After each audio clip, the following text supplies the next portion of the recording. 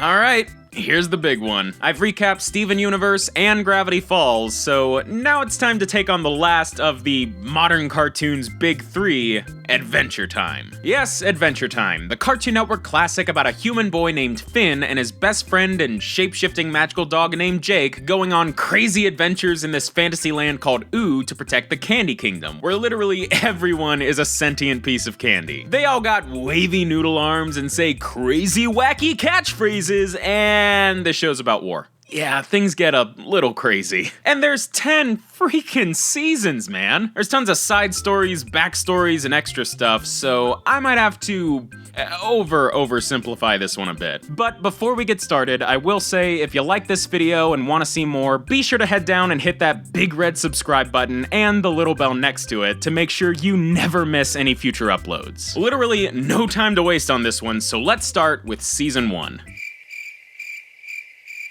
Does anything happen in Season 1? I mean, we got Finn and Jake partying, having fun, goofing around, and going on random adventures. They protect Princess Bubblegum, the leader of the Candy Kingdom and creator of all the candy people, from the Ice King, an evil princess-obsessed wizard who is kinda too stupid to be a real threat, but he just keeps popping up. Finn and Jake live in a treehouse with a sentient Game Boy named BMO, Jake's dating a rainbow unicorn named Lady Rainicorn, etc, etc, etc. And all that is super fun and charming, but plot-wise, this season's pretty barren. Early Adventure Time is just pure shenanigans. And Season 2 is mostly the same, but some wheels do start turning. See, when you watch the show, you might notice that Finn's kinda the only human around. And maybe this super buff girl he's friends with Susan Strong, but that's for later. You might also spot a lot of weirdly modern technology just rotting away in this fantasy land. Like TVs and cars and...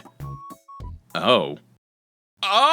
Yeah, so here's the thing. Adventure Time actually takes place on a post-apocalyptic Earth, 1,000 years after this intense nuclear conflict called the Mushroom Wars. And that war is super important. It actually provides a lot of context for Adventure Time's insanity. Case in point, Ice King. Way back, before all the magic and nuclear explosions and junk, the world was pretty much the way it is now, and we got this guy named Simon. Super smart, scholarly dude who studied antiques and lived with his fiancée Betty, who he called his princess. But one day, he finds a crown. This thing was actually made millions of years ago by an ice elemental called Evergreen to grant a wish to whoever first wore it. First person to wear it just happened to wish to become an ice elemental like Evergreen. Couldn't have wished for a sandwich or something. So when Simon puts on the crown, it starts messing with his mind and giving him ice powers. He ends up scaring off Betty and never seeing her again. So he dedicates the rest of his life to studying the crown, with it slowly changing him the more he wears it. And after the bombs dropped, Simon was wearing the crown more and more to keep himself and this random little vampire girl named Marceline safe in the post-apocalyptic wasteland. So inevitably, the crown overtakes Simon and he goes full Ice King, completely forgetting everything about his own life, running off on his own, leaving Marceline behind, and spending the rest of his days kidnapping princesses. Oh! I get it now. This was heavy! We don't find any of this out until Season 3, and it's pretty much the first time Adventure Time really dove deep into character development. And considering the rest of the show was this... Yeah! It hit pretty hard. But that's not even the worst thing to come out of the Mushroom Wars. Nah, that would be the Lich. This ready for picture day looker is a being of ultimate unstoppable evil that Princess Bubblegum keeps in her attic. She's managed to contain him for a while, but just when she decides to show him to Finn and Jake, he escapes. You need better security than just tree sap, Bubblegum. You're better than that. And of course, then the Ice King kidnaps PB again. This is a good day. Finn gives the Lich a good beatdown, and I'm sure that will be the only time in this entire series that he ever has to defeat him. Oh, wait, spoke too soon. The Lich is now inside Princess Bubblegum, and she's turning into a giant monster. Finn and Jake team up with the Ice King to freeze her. She falls over, breaks into a bunch of pieces, and the doctors couldn't find all of the gum to bring her back to normal, so now she's... younger? Is that how that works? Like, if I lose an arm, does that mean I'm like 5 years younger? But this is actually pretty interesting, because Finn's been crushing on Bubblegum this whole show, and now they're the same age. There was like a 5-year age gap between them, but actually not, because Bubblegum's like 900 years old, but we don't know that at the time, so for all we know, they're the same age. So this could be a really interesting exploration of their friendship dynamic, and how this changes things between them. But no. We don't see PB again for like 6 episodes, at which point she is immediately returned back to normal. Yep. So, right when Finn finally had a chance to, well, have a chance with Bubblegum, it's tossed out the window like that. And Finn, he doesn't take it well. Dude goes all emo, wallowing in sadness and cuddling a lock of PB's hair. You know, like a normal person. Dude, she's not dead, she's just too old for you. But then he falls in love with another girl, Flame Princess, in like 5 seconds and starts literally chasing after her. You know, like a normal person. But despite that, Finn and Flame Princess actually start hanging out and eventually dating for a while.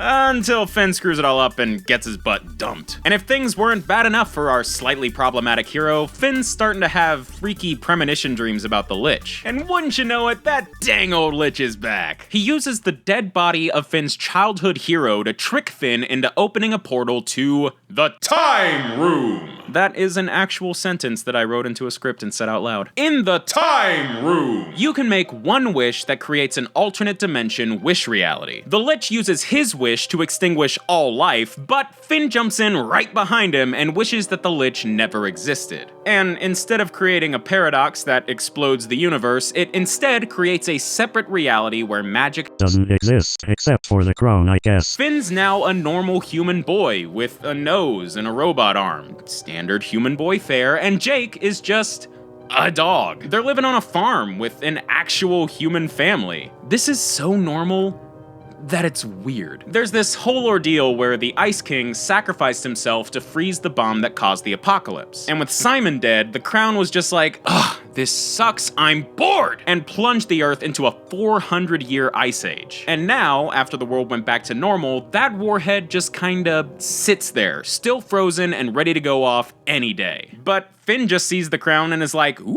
yoink! Big old dummy puts on the crown and just... Finn goes nuts and starts throwing ice everywhere. The commotion cracks the frozen warhead, and what time is it? Apocalypse time! Oh. Well, crap. Oh wait, there's Jake. You know, maybe this ain't all bad. Oh my god! Jake's got a Lich up in him! This looks like the end for Finn and Jake. But then we cut to our Jake still chilling in the time room, just watching it all go down. It's a good use of time, my friend. Oh, that's right, Jake can still make a wish to fix all this. He wishes to change the Lich's wish to, I wish for Finn and Jake to be back home safe in Oo. Huh. That was way easier than I thought it would be. But wait, does that whole farm world dimension still exist? What about the Lich? They didn't kill him or anything. He's still out there. What are they gonna do about it? Look! Puppies! Jake and Lady Rainicorn had puppies! They grow up by the end of the first episode and don't really play into the plot after that, but... puppies! Oh, and Finn broke his sword, now he's got a new one. A fancy one that's made out of grass, attached to his arm at all times, and is apparently cursed. I'm sure there's no reason to look into that anymore right now, so let's see what's going on with the Ice King. Wait, what? So, one day, Ice King got hit with a wave of some kinda anti-magic, reverting him back into Simon. And while he's come to his senses, he opens up a time portal so he can say goodbye to Betty. But Betty pulls a galaxy brain move and just jumps through the time portal. Yeah!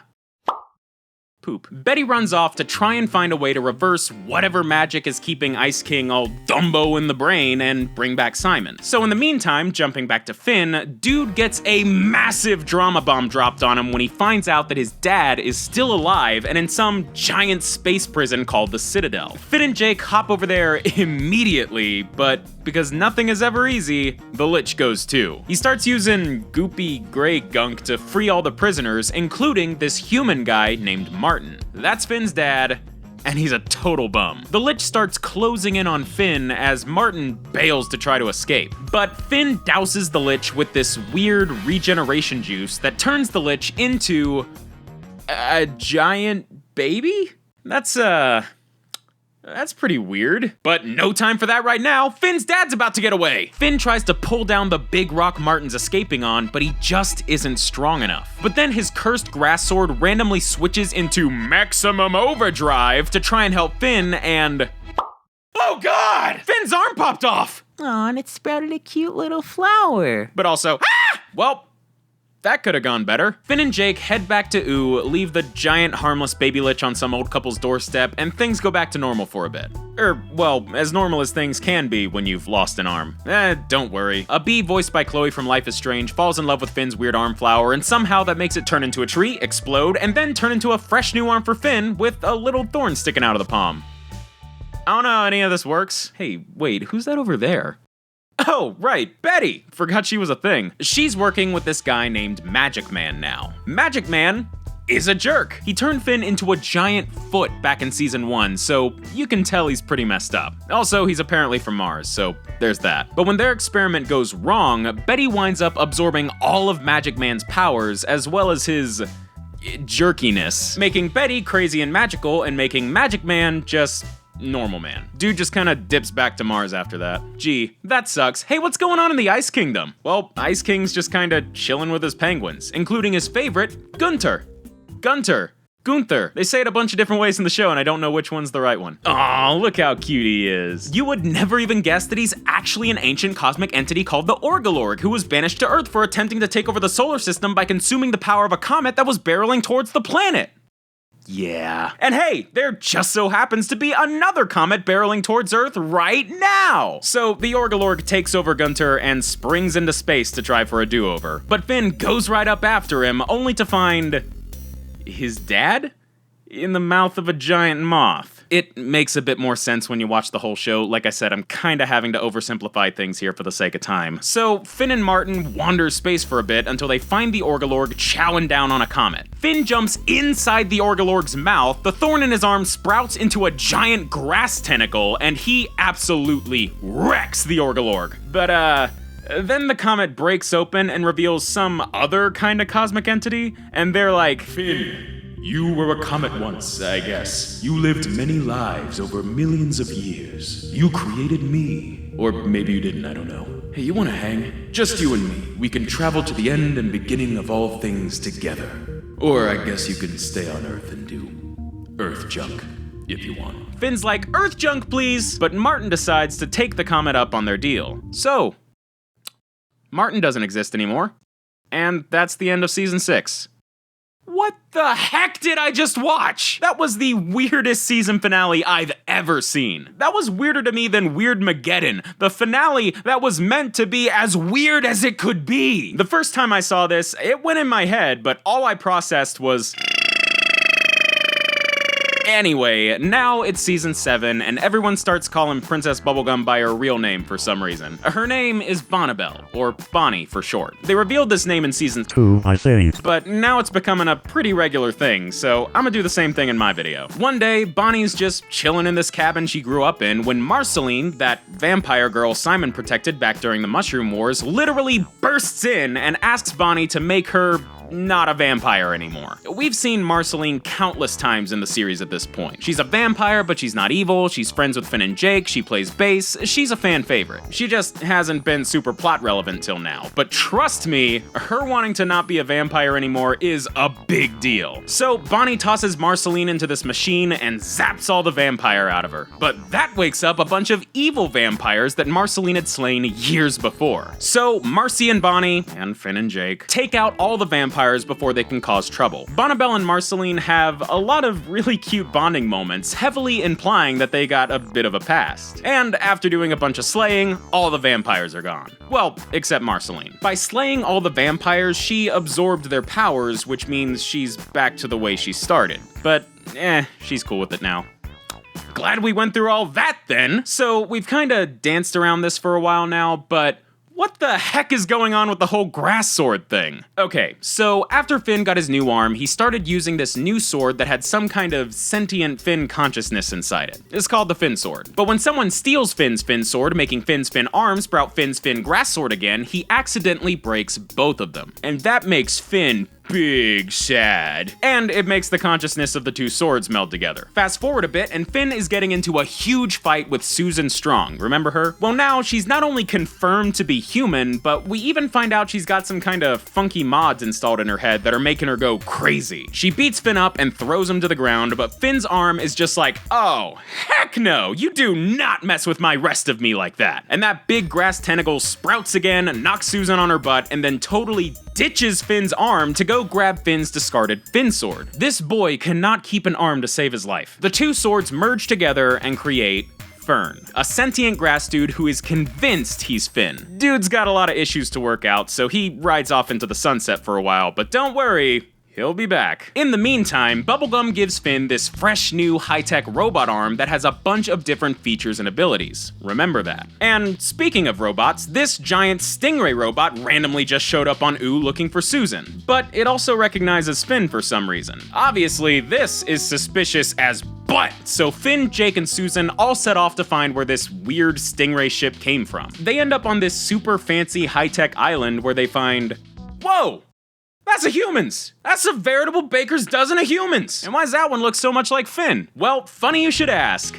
Me, because that is Dr. Minerva, Finn's mom. Oh!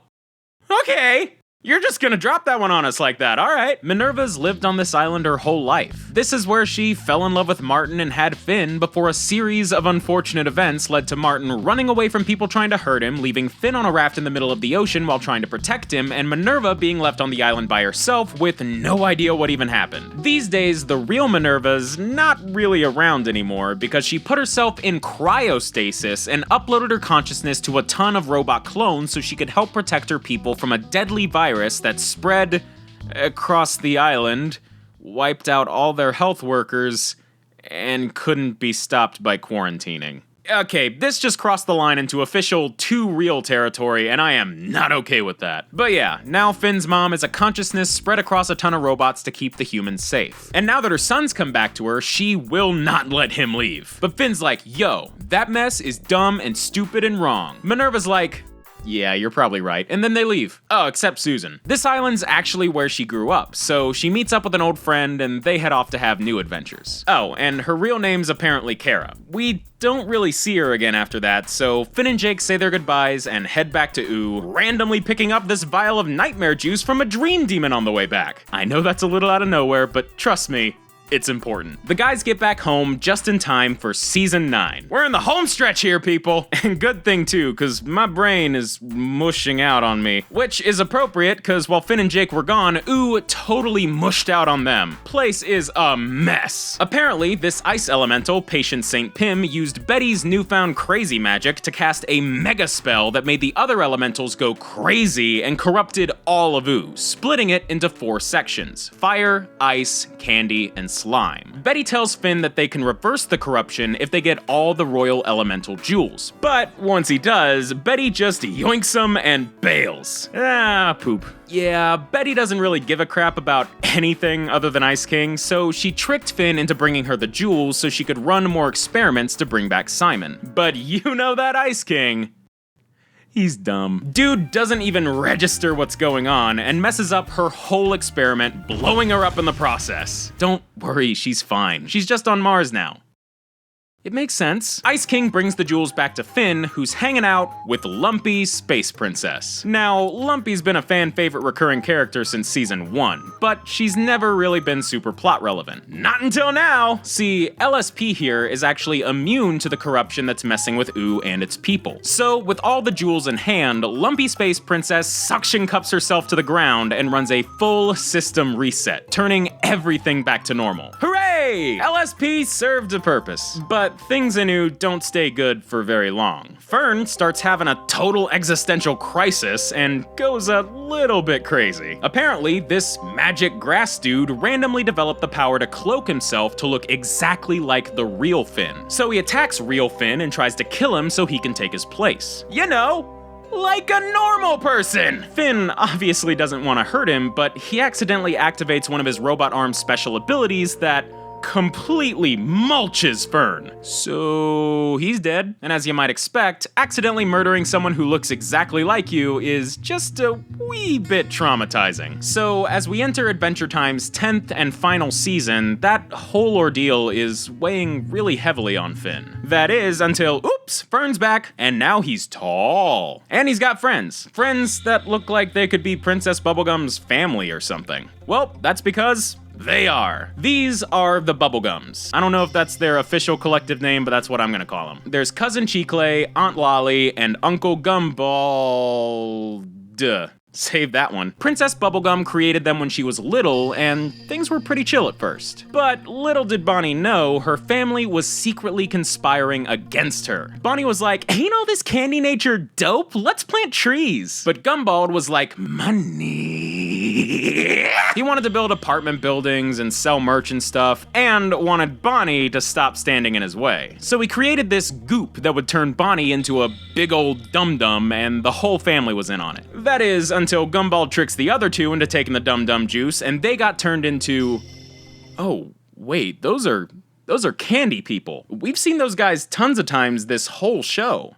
Oh, this just got way darker, dude. Luckily, Bonnie manages to use the dum-dum juice on Gumball and save herself. And that's pretty much how the Candy Kingdom got started. But here's the thing. When Lumpy Space Princess reset Ooh in Season 9, she also reset these candy people back to their original forms. The Bubblegums. And they want revenge. Okay, this is getting serious. Like, big serious. Bonnibel and Gumball are prepared to go to full-on war with each other. The troops meet on the battlefield and stuff's about to go down. But then Jake jumps in with the nightmare juice, how convenient that they just happened to get that right before a war, and everyone gets knocked out into a dream state where they work out their differences. Finn and Fern are cool now, and PB and Gumball decide to call a truce. Except he was actually gonna double-cross her anyway, so Aunt Lolly jumped in and dum-dummed him. That is a very perceptive piece of gum. Oh, and Fern's dying. Yeah, they killed the grass demon thing inside him during the dream, and that's made his body unstable somehow, and now he's withering away. I don't know, the show's weird. But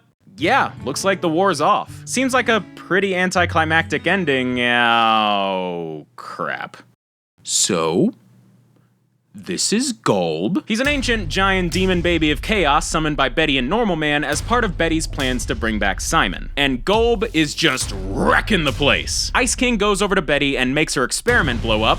Yeah, again, classic Ice King. But then Gulb full-on swallows Finn, Betty, and Ice King and starts digesting them in his stomach. And I don't mean digesting like with stomach acid, I mean they are being broken down to their essential forms. Which is kinda just a convenient way to have the crown reset and have Ice King turn back into Simon permanently. Which is nice, but that reunion is short-lived because the walls start closing in. They're gonna get smashed, dude. Meanwhile, everyone else is still fighting Gulb's monsters. Bubblegum gets full-on crushed, and Marceline, who I forgot to mention is also there, panics. But when she realizes Bonnie's okay, she rushes over to hug her, and aww, they kiss. That's so sweet.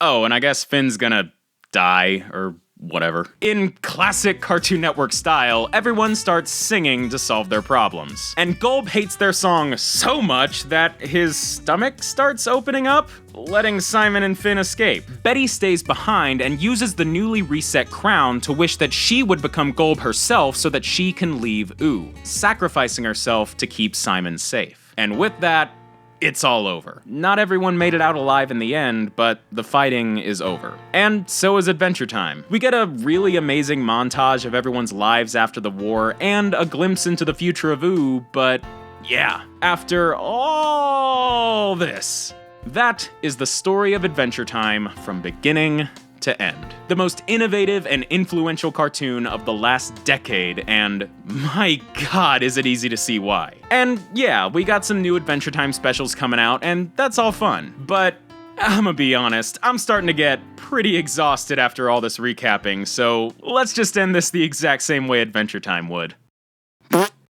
Perfect.